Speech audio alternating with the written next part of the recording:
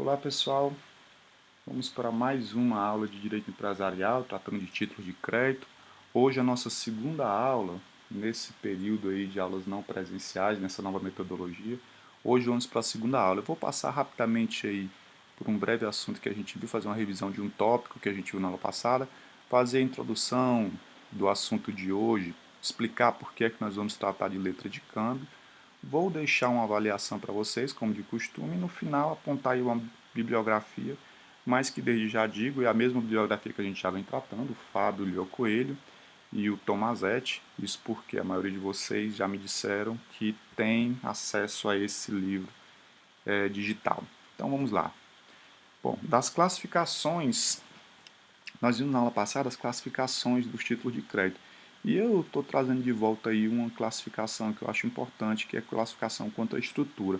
Ela vai nos ajudar, essa classificação que a gente viu na aula anterior, vai nos ajudar a entender a letra de câmbio. Quanto à estrutura, a gente viu que os títulos de crédito podem ser uma ordem de pagamento ou uma promessa de pagamento. A letra de câmbio, assim como a duplicata e o cheque, são exemplos de títulos de crédito que figuram como ordem de pagamento. A ordem de pagamento, então, tem três sujeitos, ou melhor, vamos chamar eles de situações jurídicas, como o Fábio Lioco ele prefere, e ele tem razão. São três situações jurídicas. A situação do sacador, que é aquele que ordena a realização do pagamento. A situação do sacado, que é aquele para quem se dirige a ordem, aquele que deve fazer o pagamento, realizar o pagamento. E a situação do tomador, que é o beneficiário da ordem, aquele que vai receber o pagamento. Já a promessa de pagamento só conta com duas situações: o promitente, que é o que assume a obrigação de pagar, e o beneficiário, o credor. Vamos adiante. Esse slide ele mostra para vocês o que eu já tinha deixado na aula passada. É a legislação específica dos nossos títulos de crédito, que nós vamos estudar.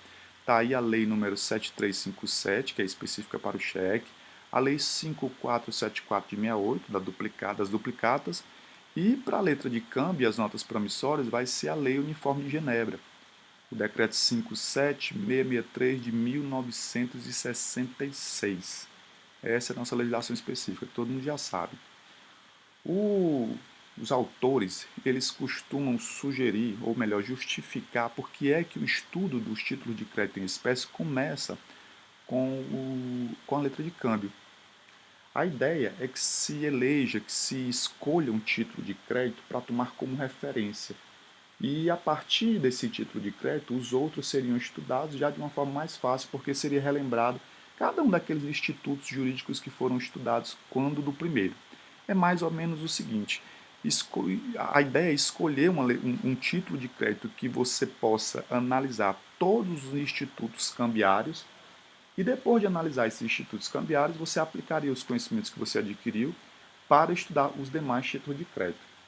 Assim é que foi escolhida a letra de câmbio, porque embora a letra de câmbio seja um título em desuso, ela é o título que tem que você pode analisar todos os institutos cambiários, como por exemplo o saque, o aceite, o endosso, o aval, todos eles, o protesto, nós vamos estudar todos esses institutos jurídicos. Mas o ideal é que a gente já estude começando pela letra de câmbio, porque ele comporta todos esses institutos. E aí, quando a gente for estudar os demais títulos, a gente já vai saber, já vai ter uma noção bem razoável do que é o saque, do que é o aceite, o endosso. E é esse o motivo pelo qual se escolheu a letra de câmbio, por ele ser mais completo nesse sentido. Agora, é bem verdade também que ele já está em desuso, especialmente porque, como a gente viu na aula passada, ele é um título de crédito limitado. Significa dizer isso? É que ele não é aceito, não pode ser emitido nem para compra e venda mercantil e nem para prestação de serviço. É por isso que ele é limitado. E isso aí faz com que ele realmente já esteja em bastante desuso. Mas é ele que nós vamos estudar para iniciar, por ele ser completo com relação aos institutos cambiários que nós falamos. Vamos começar aqui com uma breve história para a gente entender como foi a história, por que se fala em períodos da história da letra de câmbio. Eu volto já a esse slide aqui, deixa eu passar aqui para o próximo, porque a letra de câmbio, pelo menos a história dela, conta com três períodos principais: o italiano, o francês e o alemão. Quem for estudar vai perceber aí, principalmente comparando os dois livros que nós adotamos, que não é unânime a diferença entre um período e outro. Mas o que a gente pode tomar como base, o que a gente pode saber e entender, é que para cada um desses períodos, o italiano, o francês e o alemão, nós vamos notar uma progressiva evolução no sentido de dar mais segurança a quem manuseava o título de crédito. É no sentido de trazer mais segurança para quem recebia o título de crédito. Então, o que nós vamos ver é a evolução desta segurança, de vários institutos que trazem segurança. Vamos ver aqui o período, vou voltar o anterior para a gente ver o que é que se dizia, o que é que a doutrina diz do período italiano. Isso aqui eu posso dizer para vocês que o Fábio Leo Coelho concorda com o Tomasetti. Olha, o banqueiro recebia em depósito as moedas com circulação no burgo de seu estabelecimento e escrevia uma carta ao banqueiro estabelecido no local de destino do mercador depositante. Nesta carta ele dizia ao colega que pagasse ao comerciante ou a quem ele indicasse em moeda local o equivalente ao montante depositado. Posteriormente, os banqueiros faziam encontro de contas das cartas emitidas e recebidas. Dessa carta, em italiano, lettera, viabilizava o câmbio de moedas, originou-se a letra de câmbio. Então, esse primeiro período aí, como a doutrina diz, o período italiano, ele era caracterizado especialmente porque havia aí um deslocamento do mercador e uma troca de moeda, uma moeda presente em determinado local por uma moeda estrangeira. Então, o que caracterizava especialmente era esse deslocamento e essa troca por moedas diferentes. Não havia ainda tanta segurança como a gente conhece hoje para o título de crédito, pelo menos que a gente busca. Foi no período de francês que evoluiu mais um pouco a busca por essa segurança e começou-se a admitir certos institutos que a gente conhece hoje, como por exemplo o Instituto do Aceite, que é a concordância do sacado aceite, é aquele que vai fazer o pagamento concordar com o título de crédito. Então isso surgiu nesse período francês. É por isso que se diz que houve uma evolução no sentido de trazer mais segurança para o título de crédito. Mas foi só no período alemão, nesse período alemão, que a gente que houve que foram agregados tudo isso que hoje nos faz conhecer o título de crédito como um título que pode ser dito caracterizado pela abstração, como verdadeiramente um título de crédito. Então, a abstração do título, essa não preocupação do portador do título se havia algo naquela relação originária que pudesse deixar o título nulo, essa abstração que a gente conhece hoje só foi no período alemão. Então, dá para você dizer que a evolução de um período para o outro, italiano, francês e alemão, a evolução da segurança chegando até a abstração do título é o que diferencia um período para o outro. O título de crédito, a letra de câmbio, ela sempre foi muito importante para o direito internacional, para o comércio internacional. E por conta dessa importância é que em 1930 houve a Convenção de Genebra tentando estabelecer aí uma série de regras uniformes para todas as letras de câmbio. O Brasil, no entanto, já tinha uma legislação anterior, a 1930, era o decreto 2044 de 1908, que também tratava da letra de câmbio. Só que em 1966 veio o nosso decreto 57663, que é o que está em vigor hoje, e adotou a tal Lei Uniforme de Genebra, de 1930, revogando então o nosso decreto 2044 de 1908. O Fábio Leo Coelho ele faz uma crítica severa ao, à forma como foi revogado esse decreto 2044 de 1908, porque ele diz o seguinte, olha, o decreto 2044 ele tinha força de lei. Então, na verdade, ele só poderia ter sido revogado por uma lei, mas foi revogado por um decreto, o decreto 57663. Então, ele faz essa crítica. No entanto, ele mesmo lembra que o STF já se manifestou dizendo da plena valia do decreto 57663, adotando a Lei Uniforme de Genebra. Então, para nós é bom conhecer a crítica feita pelo autor, mas a gente já fica certo de que hoje o que vinga é a Lei Uniforme de Genebra para a letra de câmbio. Se vocês procurarem um conceito para a letra de câmbio, principalmente no Tomasetti, vocês sempre vão encontrar um conceito nos autores que define a letra de câmbio a partir do saque. Então, melhor que se siga o que o Fábio Leo Coelho diz, que é já entender o que é saque, que assim você vai começar a entender a letra de câmbio. Que na verdade, além da letra, além dos, das formas de saque e além do que a gente entende por situações jurídicas criadas pelo saque aí, a letra de câmbio tem os seus requisitos legais, que é o que vai juntar, a gente vai entender aí a forma como ele é emitido e os requisitos legais e vai entender um conceito legal para a letra de câmbio. Mas olha só, de início aí, o que é que a gente tem trazido pelo Tomasetti também. A letra de câmbio é uma ordem de pagamento dada pelo sacador ao sacado no sentido de pagar determinada importância ao tomador. Ora, a gente já estudou quais são as situações jurídicas geradas com a letra de câmbio, quando da criação da letra de câmbio, quando do saque. O saque nada mais é que é a criação, a emissão da própria letra de câmbio. É o momento em que se cria a letra de câmbio. Há quem diga que a feitura, a criação, ela termina com a assinatura daquele que está criando a letra de câmbio, do sacador. Esse é o momento em que se termina a criação da letra de câmbio.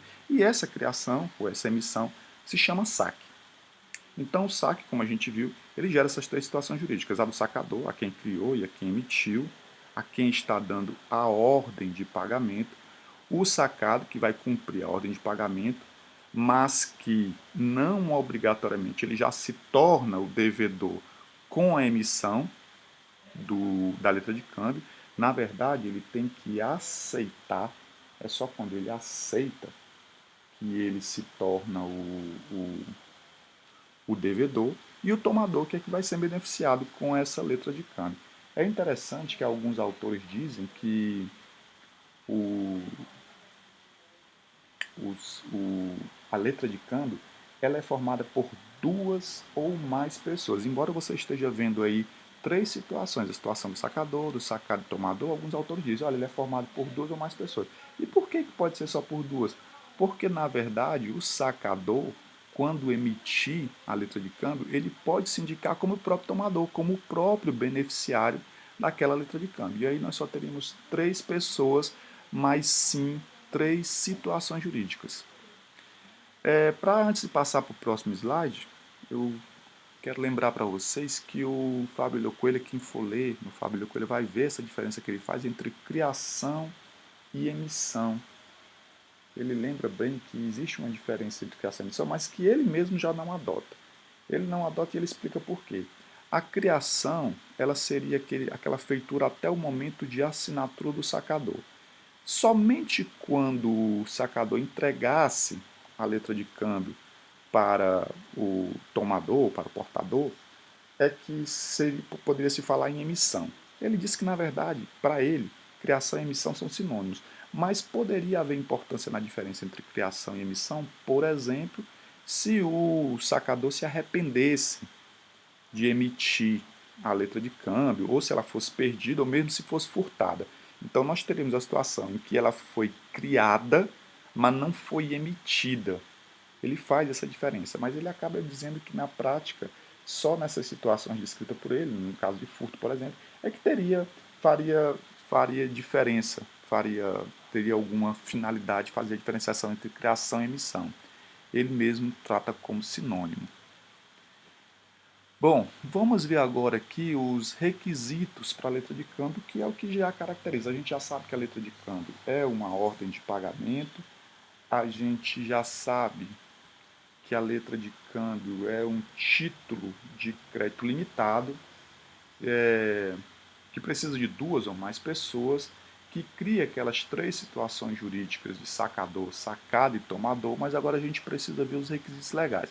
Os requisitos legais, eles estão lá no artigo 1º e 2º do anexo 1 da nossa lei específica para a letra de câmbio, que é a Lei Uniforme de Genebra. Tá aí os requisitos. Os requisitos são esses daí: cláusula cambiária, ordem condicional de pagamento, nome do sacado, nome do tomador, assinatura do sacador e data do saque, lugar do pagamento e lugar do saque. Todos eles estão descritos aqui no artigo 1º e 2º. Deixa eu passar aqui, essa daí é um modelo da letra de câmbio, já falo disso. Deixa eu passar aqui para o artigo 1º. Olha só os requisitos. A letra contém a palavra letra inserida no próprio texto do título e expressa em língua empregada para a redação desse título, o mandato puro e simples de pagar uma quantia determinada, o nome daquele que deve pagar, o sacado, a época do pagamento, a indicação do lugar em que se deve efetuar o pagamento, o nome da pessoa a quem ou a ordem de quem deve ser paga, a indicação da data em que e do lugar onde a letra é passada e a assinatura de quem passa a letra, do sacador. Notem que a redação do artigo 1º está um pouco diferente do que eu elenquei aqui como requisitos. Então são os mesmos requisitos, só está um pouco com o nome diferente, porque é obviamente que eu trouxe a facilidade de já mostrar para vocês o que diz a doutrina. Primeiro, quando ele se refere, lá no próximo slide, eu disse para vocês, a palavra letra inserida no próprio texto do título expresso na língua empregada para a redação desse título, isso aí é o que a doutrina chama de cláusula cambiária. Nada mais é que o nome do título de crédito. No nosso caso aqui, o nome é letra de câmbio. Letra de câmbio. Então, a cláusula cambiária é o nome do título, é então inserir o nome do título no próprio título. Essa é essencial e é ela que identifica o título de crédito. É ela que identifica o título de crédito. O título de crédito, por exemplo, letra de câmbio, como ele vem com esse nome, como ele vem com a cláusula cambiária, eu já posso presumir, a partir da identificação deste título, que ele dispensa aquela cláusula à ordem. Será que vocês estão lembrados do que seria a cláusula à ordem? Bom, a gente viu na aula passada, vou relembrar que a gente viu na aula passada, que os títulos de crédito eles podem se classificar também quanto à circulação. Eles podem ser ao portador, ou nominais à ordem, ou nominais não à ordem, nominais ou nominativos, como a gente viu, né? À ordem ou não à ordem. A diferença é que os nominativos à ordem, eles são transferidos, eles circulam mediante endosso mais tradição. E os nominativos não à ordem, eles circulam mediante cessão de crédito civil mais tradição. Tá, então a letra de câmbio, ela já pressupõe, só pelo fato de ser uma letra de câmbio, a dispensa dessa cláusula não à ordem. Isso significa dizer que você deve presumir que ela tem a cláusula à ordem. Então você presume que ele, quanto à circulação, é um título de crédito nominativo à ordem. Então ele presume-se esta cláusula inserida aí. O que não significa dizer que você não possa inserir a cláusula não à ordem. Você pode sim inserir a cláusula na ordem, mas presume-se que ele vem com a cláusula à ordem. O segundo ponto aí, a ordem condicional de pagamento, deixa eu voltar lá só para eu mostrar para vocês a leitura novamente do 2. O mandato puro e simples de pagar uma quantia determinada. Para começar aí, o Tomazetti nos lembra que essa expressão aqui, mandato, é só um erro de tradução, porque na verdade aqui para o direito brasileiro, mandado é diferente de mandato. Então desconsiderem aí, sabendo que é uma questão de tradução, mas aí é um mandado, né? Na verdade é uma ordem. Mandado é uma ordem condicional de pagamento. Isso significa dizer incondicional, que ele não pode vir com condição, seja aquelas condições lá suspensivas, resolutivas, que a gente não pode vir com condição. Agora, o fato de não poder não ter condição, ele não significa também que a letra de câmbio já não valerá. Porque aí, o que a gente vai estudar lá na frente, quando a gente for estudar o aceite, a gente vai ver que, na verdade, o aceite ele pode ser um aceite total ou parcial. E que nos casos de aceite parcial, a consequência é que o título vai se vencer antecipadamente e o tomador, aquele que se beneficia com a ordem de pagamento, pode executar de imediato o título contra o sacador. Essa é a consequência. Então não é que a letra de câmbio fica nula, mas existe essa consequência em caso de recusa parcial ou aceite parcial. E o que seria uma recusa parcial ou um aceite pessoal? Parcial. A doutrina diz que tem duas situações. A recusa ela é chamada de parcial, aceite parcial dá no mesmo, recusa parcial, do tipo limitativo ou do tipo modificativo. Seria do tipo limitativo quando reduz o valor. É o sujeito que recebe para aceite a letra de câmbio e diz, olha, eu não vou pagar esse valor todo. O valor aqui pode ser de R$ 1.000, mas eu só vou pagar 800. Só aceito, ele daria o aceite dizendo, só aceito até 800. Isso faria com que o aceite ou a recusa fosse parcial do tipo limitativo, porque reduz o valor. Mas ele também pode ser modificativo porque ele pode incluir uma condição. Por exemplo, ele poderia dizer que só aceita o título de crédito, só vai pagar se for entregue determinada mercadoria. Bom, aí nós estaremos diante de uma recusa ou de um aceite parcial chamado de modificativo, que é exatamente o que não comporta aí, segundo o nosso item B. A ordem ela tem que ser incondicional de pagamento. Porém, havendo essa recusa ou aceite parcial, modificando, impondo uma condição, aí eu vou ter aquela consequência, que é o vencimento antecipado do título e o tomador vai poder executar de imediato contra o sacador o título de crédito em sua totalidade e sem condições. É por isso que diz que ele não aceita a ordem condicional. Ele não aceita a ordem condicional, na verdade trata-se de uma ordem incondicional, né? O próximo item aí é o nome do sacado. O nome do sacado, que é exatamente a pessoa que deve pagar o título. Não é o sacador, é o sacado, né? E aí tem um detalhe interessante. Essa lei aí, a Lei 6.268, de 75, lá no artigo 3º, ela diz mais ou menos o seguinte, que os títulos cambiais e as duplicatas de fatura conterão obrigatoriamente a identificação do devedor pelo número de sua cédula de identidade, de inscrição no cadastro de pessoa física, o CPF, do título eleitoral ou da carteira profissional. Então tem que identificar o sacador aí com um desses documentos, com o número de um desses documentos que está citado lá na Lei 6.268 de 75. O próximo requisito é o nome do tomador, aquele que será beneficiado. E aí, lembrem-se que o beneficiado aí sempre vai poder ser. A gente estudou que os títulos eles circulam, né?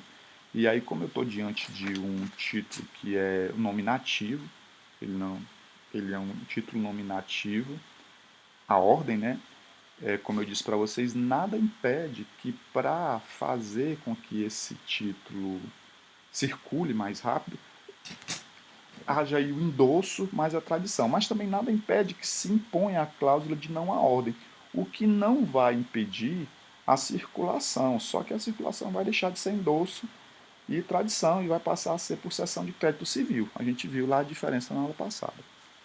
O outro item aí é a assinatura do sacador. E aí, deixa eu voltar de novo lá no slide, vocês vão ver que realmente o, o a lei, ela trata como assinatura de quem passa a letra.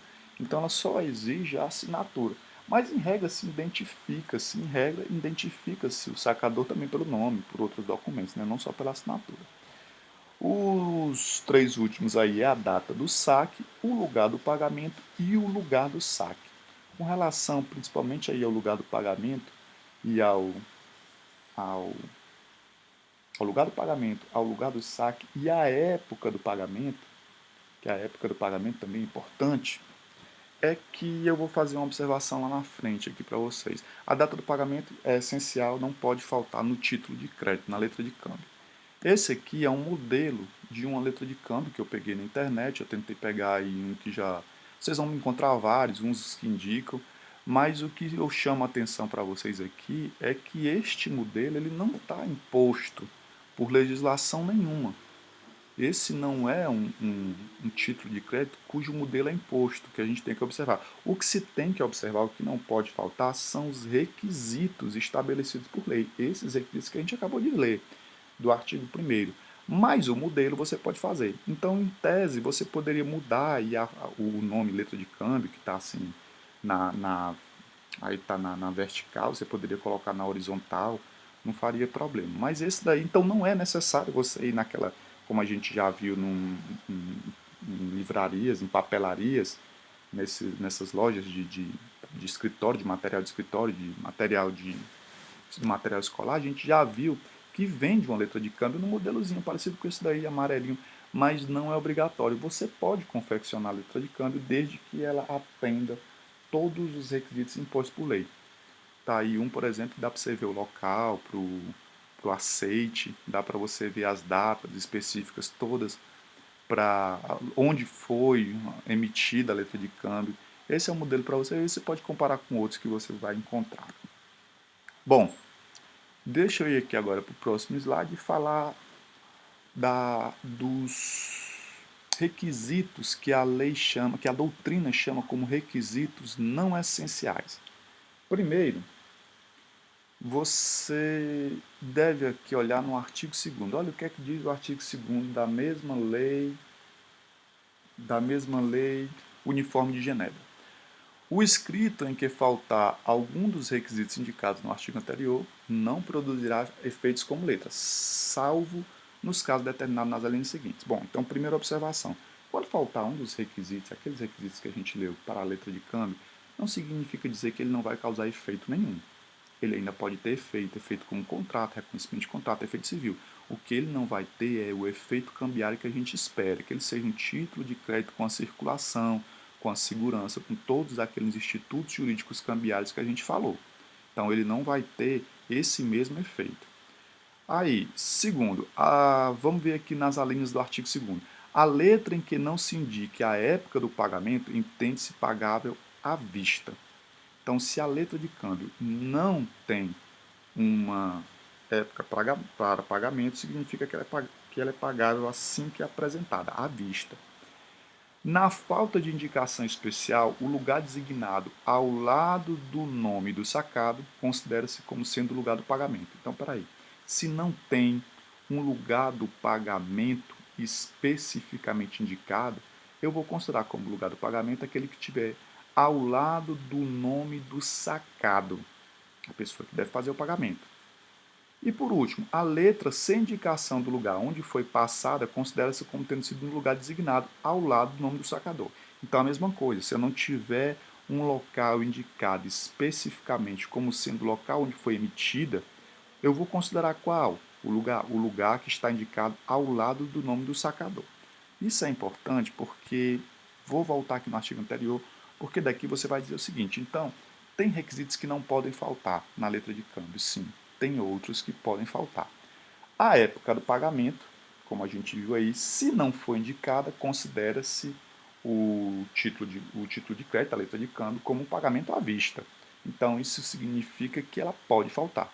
Então, não é requisito essencial a época do pagamento. Tá aí, você vai combinar o artigo 1º, número 4, lá, com o artigo 2º, a segunda linha que a gente acabou de ler. Agora, o lugar do pagamento e o lugar do saque, será que são requisitos não essenciais?